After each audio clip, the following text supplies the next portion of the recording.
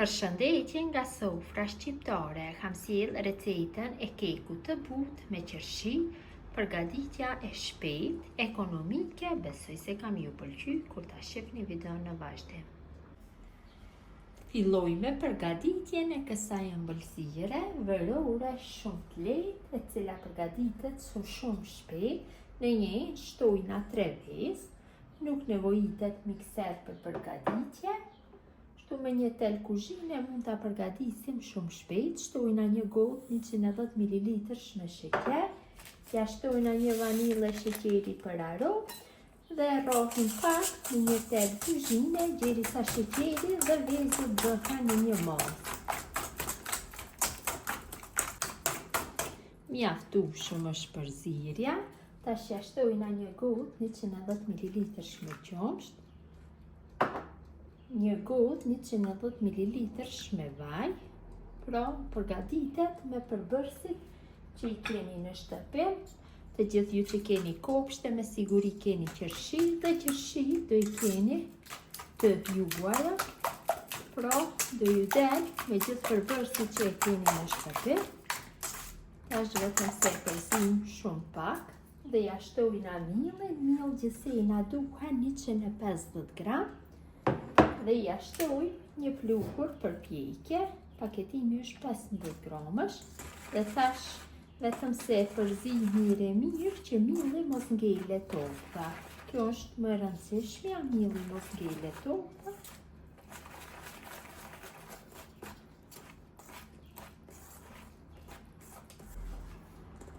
Kam punuar brumin mirë, nuk ka ngelur torta, tash e kalojna në tavën për pjekje.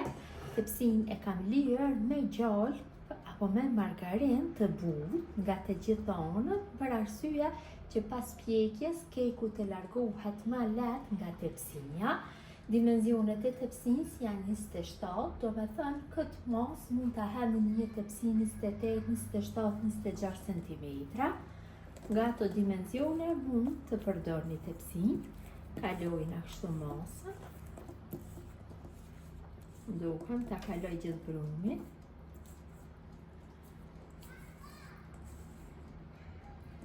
Pasi e kam kalu brumin në tepsinë, sipër do i shtoj qershi. Qershia ti kam larë, mund t'i shtoni sipas dëshirës. Ja shtojna kështu me gjithë bërtham, je vendosim në sipërfaqen e brumit. Duhem t'i përhapi mirë me gjithë sipërfaqen.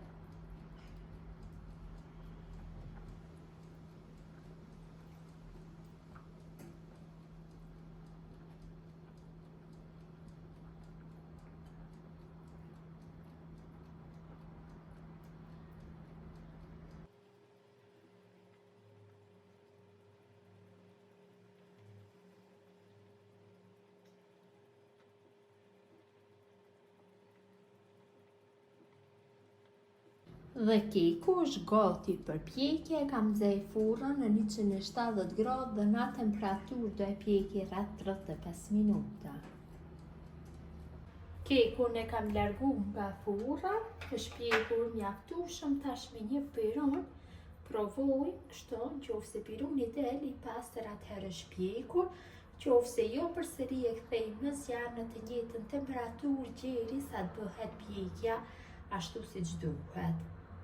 Pasi keku është ftohur, e kthejmë në një enë tjetër, kështu të rrash, që të largohet nga tepsia ku kemi bërë pjekjen. Largohet shumë lehtë, sepse tepsien e kam lyer me margarinë të butë.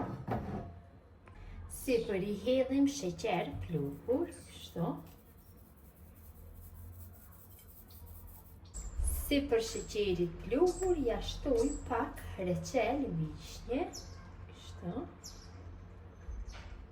Jep një shije më të mirë dhe një pamje.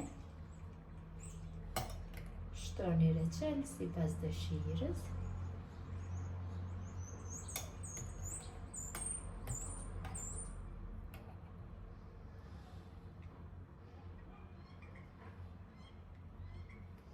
Keku është gati për konsumim, ta ndaj një pjesë dhe ta shihni se si ka dalë.